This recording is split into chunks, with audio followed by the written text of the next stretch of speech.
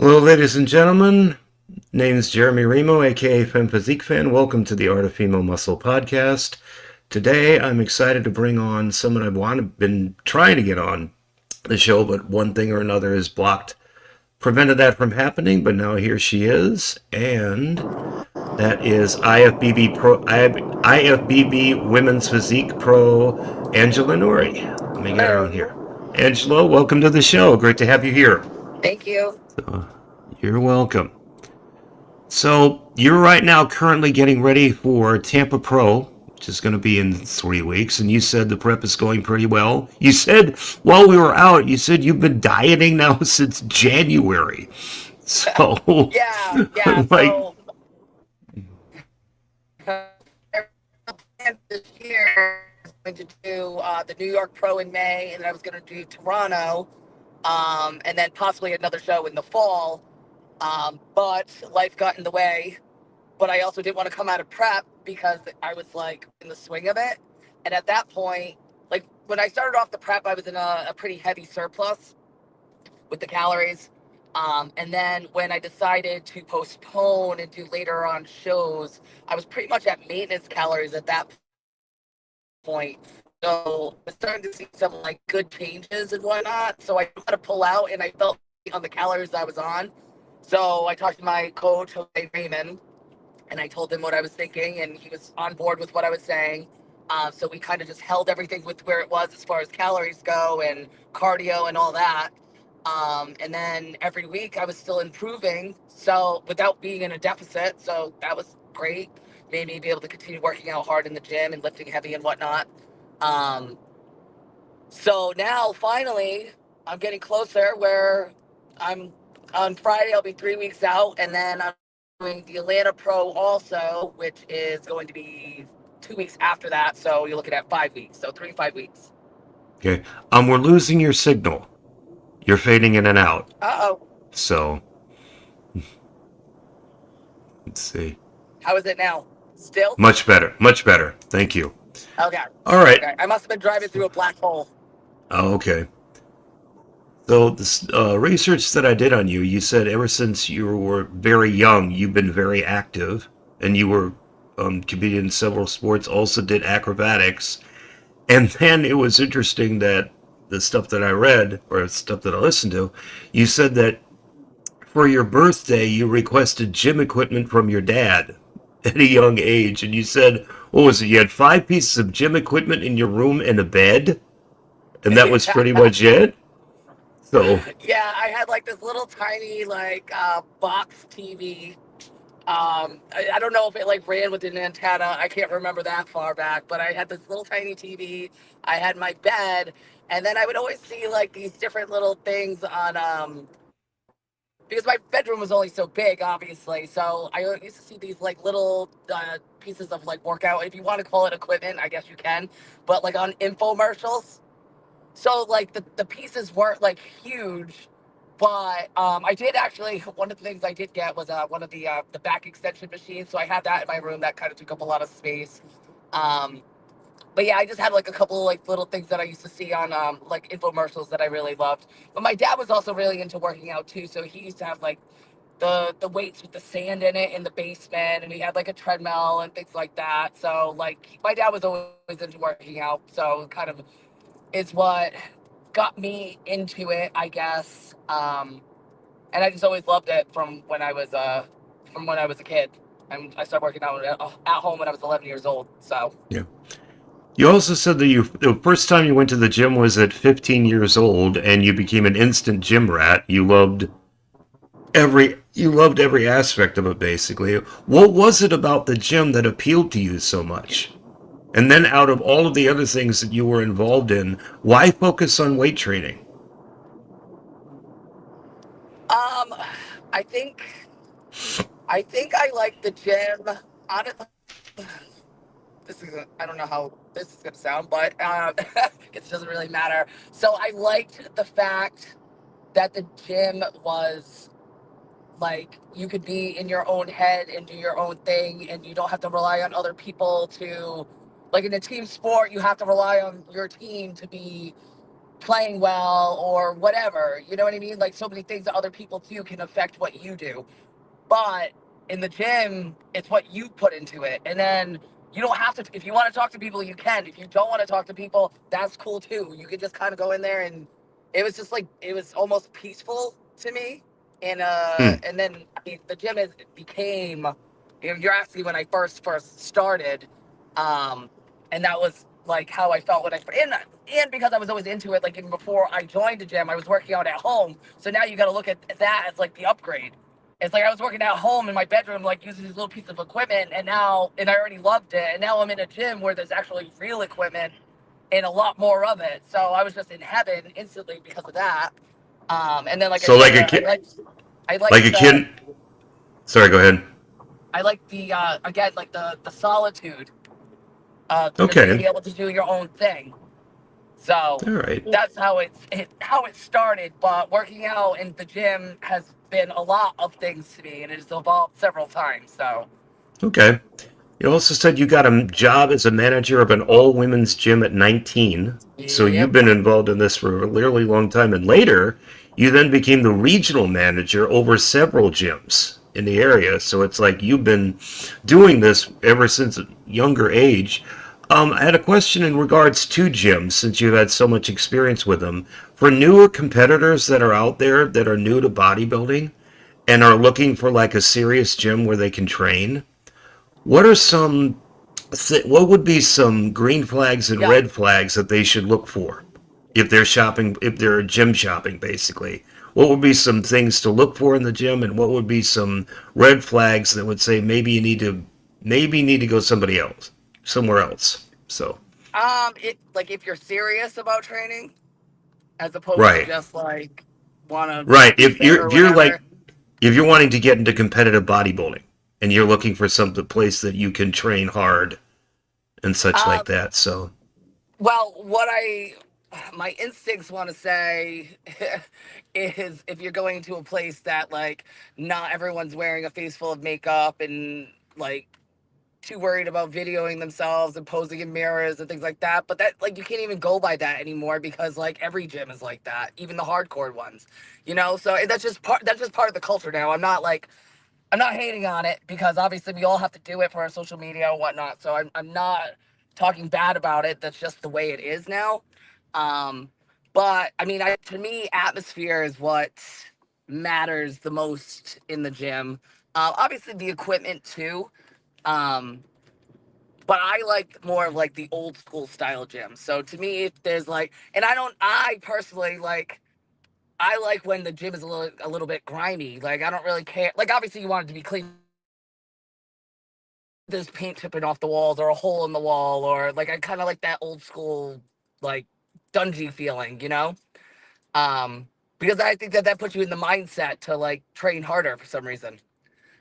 hmm. Now, not that being said, I'm not saying that you can't go to an Edge Fitness or I'm not sure what's around you or gyms that you would recognize or I mean I not that I would ever recommend it, but like you could if you know how to train, you can go work out at Planet Fitness and still get a good workout.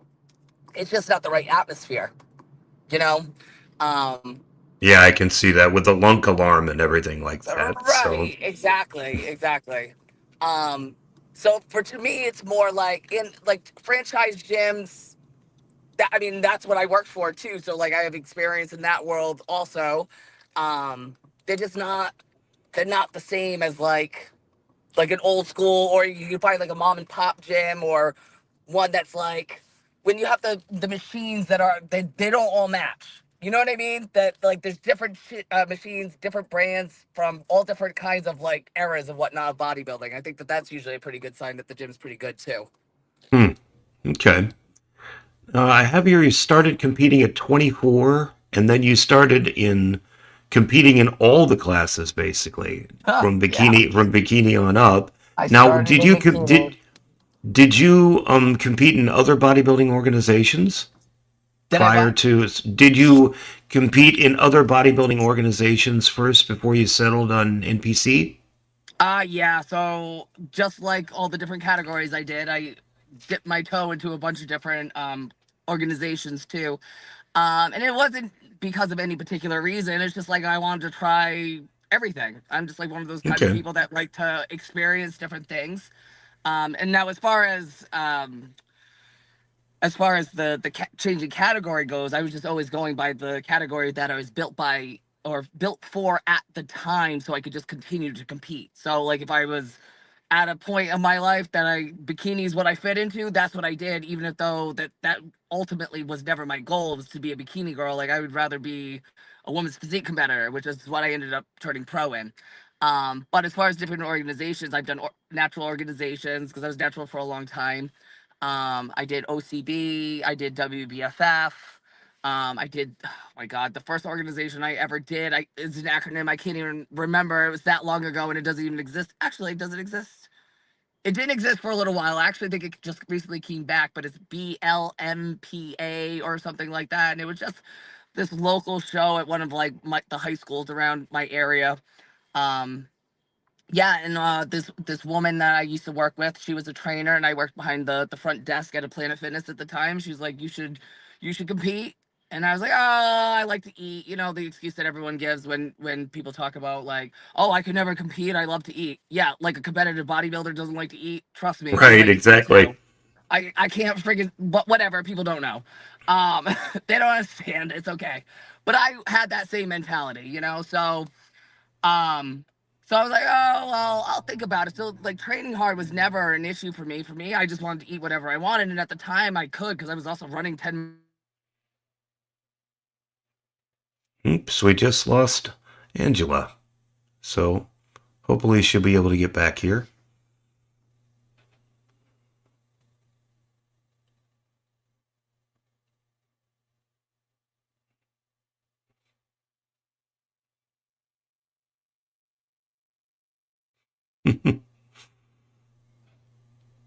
Well, that's making it interesting.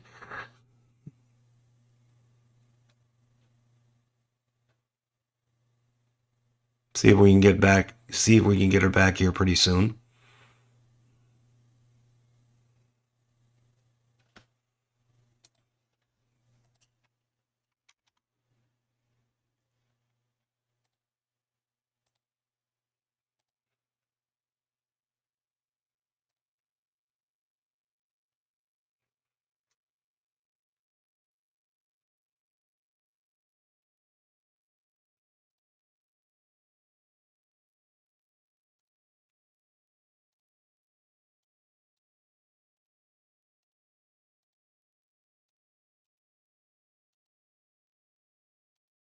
Sorry, folks. I guess she got cut off for some reason, but I'm gonna try to get her back here.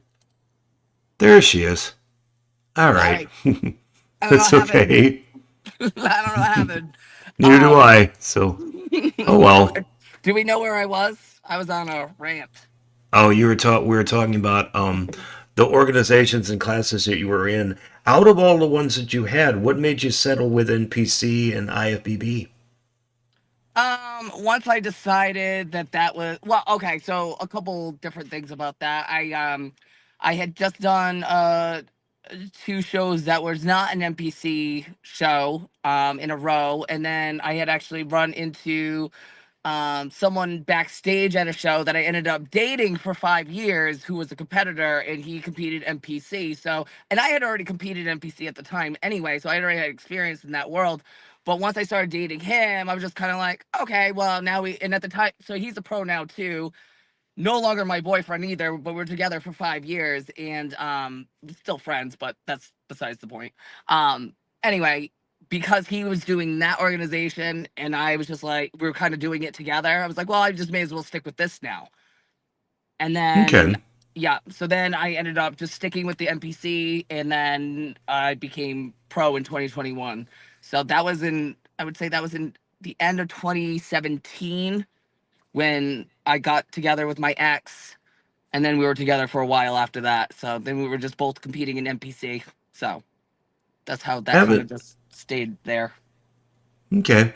I have some of your competition history. You started originally competing in figure in NPC, but then you made the switch to WPD. What was more appealing to you about women's physique? Well, Did women's you and the physique is always the one that I wanted to do. So like I said, I started in bikini and then I moved up to figure, and then I ended up in women's physique.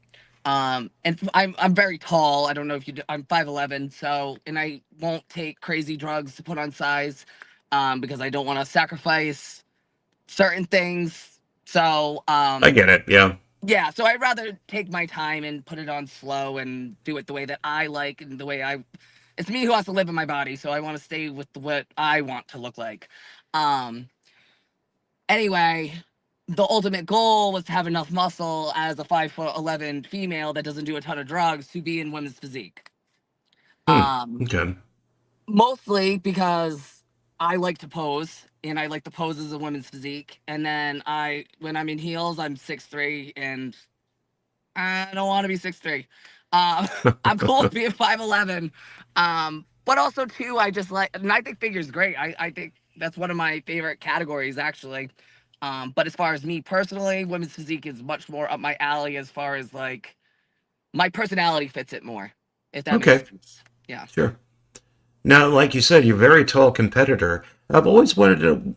I was always wanting to know what is the biology as to why it's harder for taller people to put on muscle as opposed to shorter people. Is it And just? I'm just. I don't think I'm it's a just curious. biology thing. I think it's just like it takes more time to accumulate the muscle to make it look the same as it would for a short person. If your muscle is this short compared to this short or long, it's going to take a Hmm. lot less time to make this round as opposed to make that round. Okay. So, yeah, I don't think it's a bio. And obviously, a lot of it's genetic based too, but like how fast you can put on muscle and what it looks like. But overall, it's easier to fill out, like I said, a muscle this big as opposed to that big. Right. So, Now, a couple of the companies that you deal with, you're owner of your own gym, Fuel Fitness 401. yep. Is that correct? Hmm. How long has that been around now? So I started because like I was saying, I used to do the corporate gym thing, and I did that for a while. I started in the gym world when I was 19, and I was in corporate gyms up until 2000. Oh God, it's almost 6 years. So 2019. So I opened Okay. my own spot in 2019, and I've been on my own ever since. Okay. Now, do you strictly have lifestyle clients, or do you also have competition clients as well? I have both, but most of them are lifestyle, and that's fine by me. Okay. Yeah, I like my lifestyle clients. Okay. Now, I saw on your IG you've got a couple, as far as I know, a couple of sponsorships. How did you, with Pomp's Place? Yes, You're yes, I currently am. with them. And Yep. then also the other one is FitLab. Yes. Is that correct? Yep. So Pomp's Place is a supplement company and FitLab is a clothing company. Out of all of the options that you have out there, what is it about those companies in particular that makes you want to work with them specifically? How they treat their people, and then their loyalty also. So Okay. So, I saw that you had competed last year. You competed in 3 shows. New York, you were in Toronto, in hmm both Open and Masters, and then the Class Series show. yep. And then the controversy came out and spilled over into the bodybuilding community over Natalia showing up at that after having been at the Olympia and already being qualified for the Olympia. And then the Yeah. controversy blowing up about that, and then not just her, but others as well, and also in other divisions competing outside the Yeah. Olympia that already have their qualification. What's your thoughts on that? Do you think they need to step aside and concentrate on the Olympia, or go ahead and try and earn the prize money if you can? Um,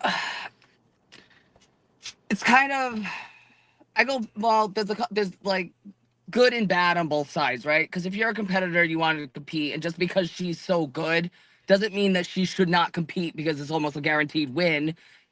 But at the same time, I don't feel like women's physique have as many shows as the other categories do.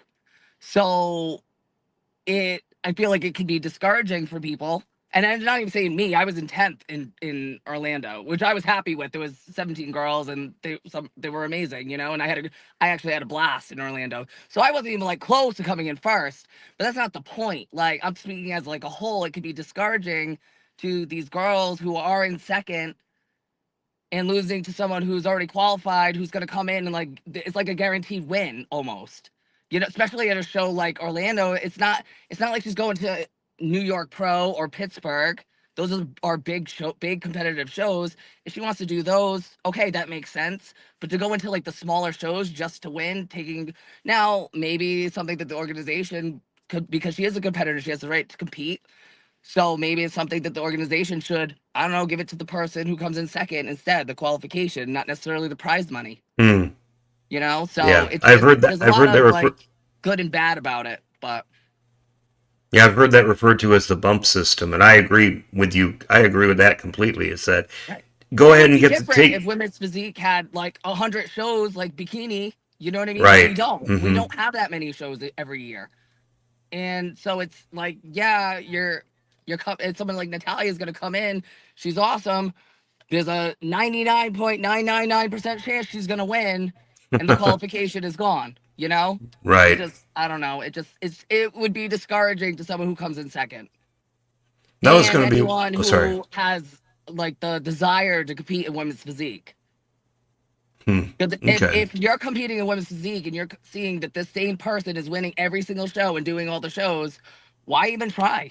And I'm not saying that that's going to be me, because I'm going to compete one way or the other. I don't care who's there. I compete for, obviously we all want to go to the Olympia, but I compete for different reasons other than just to win. So, Hmm. but it can, like, I'm just trying to look at every perspective, you know. Okay. What are your thoughts on the state of the women's physique division right now, Say especially that in the again. light? What are your thoughts on what the state of women's physique is right now? The IFBB, the NPC. Reason I ask is because what's now, I guess, termed the muscle divisions, women's bodybuilding, women's physique, and even figure now, like you're saying, it seems like they're getting pushed out of more and more shows. And what do you think? Would you agree with that? And if that's the case, what do you think would be some practical things that could be done to improve that? Okay, so you broke up. It sounded like you were going underwater, but it sounded like you were asking me, like about them, like Okay, pushing the. you're breaking up on my end. Sorry, but you're breaking up on my end too. So what was that? Hold on. Let me. No, I still can't hear you. Sorry. Hold on.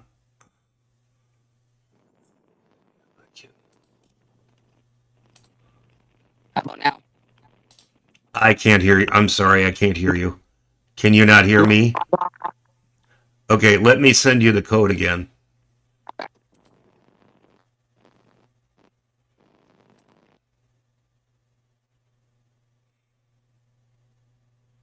Sorry about this, folks, but technology is supposed to make our lives easier and better, but they're still not quite here. They're still not quite there yet.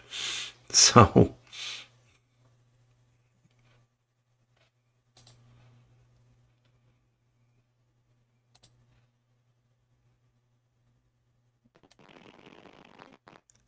okay, can you hear me now? No? Still sound like Okay. Oops. Okay, well, I don't know how to improve this, so I don't know why it changed. I'm not. It's not like I'm driving anymore, so I'm not sure why it all of a sudden. right, Yeah. right, I get it. Let's see. So, since it's going to be difficult for us to be able to continue on, can you hear me? Can you hear I can, me? but it sounds like underwater. Yeah, same here on this end. So, I guess we're not going to be able to overcome the technological problems. So, it has been great to talk to you. I wish you the very best of luck at look there. Sorry. Wish you the very best of luck at your show, and hope that you have a great week, and hope everything goes well for you. So, Thank you. okay. Great to talk to you. So, So. yeah.